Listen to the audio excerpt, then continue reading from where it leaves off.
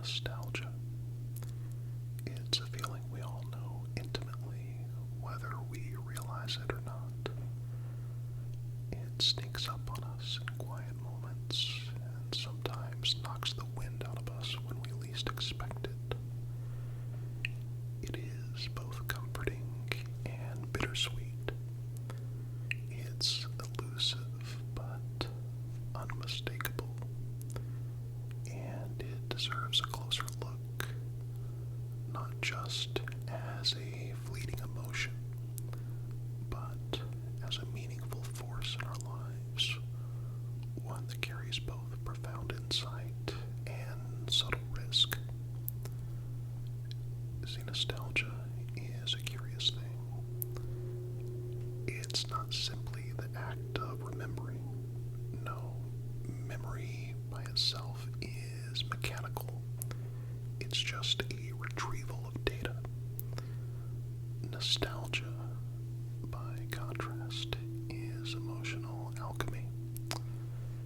It transforms those memories.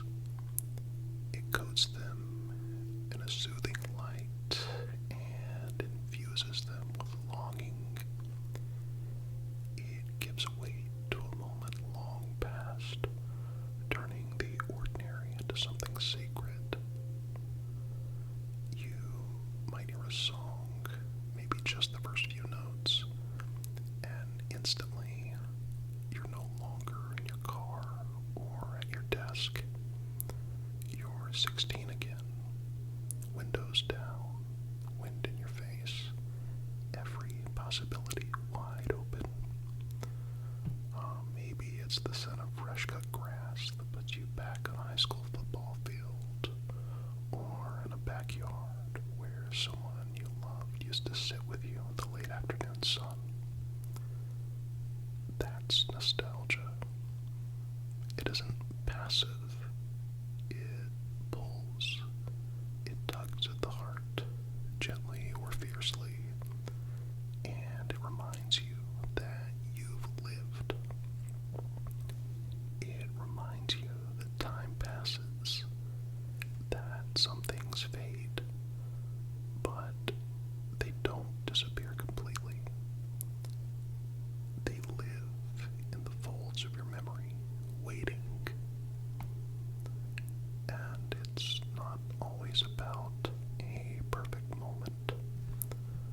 Sometimes we find ourselves nostalgic for things that were difficult. A job that stressed us out but had camaraderie that we can't find right now. A tiny apartment with paper-thin walls, but with laughter that filled it night after night. Nostalgia smooths the rough edges, leaving behind the best of what was. It edits without our permission. It takes a complicated past and makes it feel simple. This is part of what makes nostalgia so powerful. It reshapes the past, sometimes for the better, sometimes not. It plays tricks on us, distorting time, making yesterday seem not only better than it was, but better than today. And that's where the fine line lies, the one we need to be careful not to cross. Because, as I mentioned in the intro, there is a quiet danger in nostalgia, a subtle temptation to live more in what was than in what is. See, the past, no matter how treasured, is not a place we can return to, at least with current technology. It's a place we visited. It's a place that helped shape us. But the door back has always been one way. And yet, we sometimes find ourselves trying to reopen that door. We revisit old photos, not to remember, but to relive. present through the lens of how things used to be, as if nothing now could ever measure up. We idealize former relationships, forgetting the things that made them end. We pine for the innocence of childhood, while ignoring the confusion and pain that needs to go along with it. The risk here isn't nostalgia itself. It's the illusion it can create. If we're not careful, nostalgia can trap us in a cycle of comparison, where the present always falls short of some golden, airbrushed past. We stop seeing what's right in front of us. We stop engaging fully with the people and opportunities around us because we're too busy looking backward. And culturally, we see this too. Entire industries are built on nostalgia. Fashion, music, film, politics. Make it like it used to be. Bring back the old days. Remember when? And sometimes that's harmless. There's joy in revisiting the art or styles we loved. But other times, it can become a rejection of progress. A longing for a version of the past that never truly existed, or at least it didn't exist for everyone. When we let nostalgia cloud our vision, we can start clinging to memories that aren't entirely real, forgetting that growth means change, and change, while uncomfortable, is necessary. Still, I believe we need nostalgia deeply, not because it offers escape, but because it offers connection. It links us to who we were. It connects us to the people we've lost, the places we've left, and the moments that helped form us. When someone dear to us passes away, nostalgia is what lets us keep them with us. It allows us to hear their voice again, to remember how they laughed, to sit with their memory when the world moves on too quickly. It also links us across generations.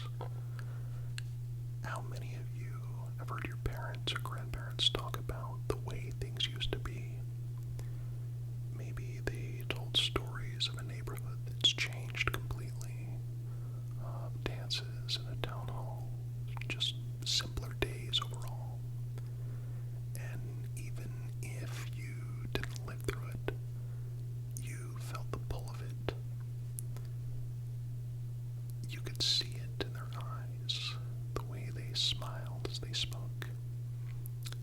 And now you tell your own stories in the same way to your friends, your children, your partners. Nostalgia helps us build a sense of continuity in a world that moves faster than we can sometimes bear. It reminds us that we came from somewhere, that we have roots, even if the landscape around us keeps shifting. There's also a kind of nostalgia that isn't really rooted in the past at all, at least not in our own past. It's the nostalgia for an era we never lived through.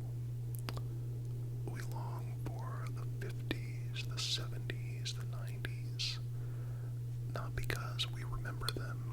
Well, I remember the 90s, but you get where I'm going with it. But it's because something about them speaks to a need in us. Maybe it's the music, or the way people dressed, or the perceived clarity of values, the sense of community.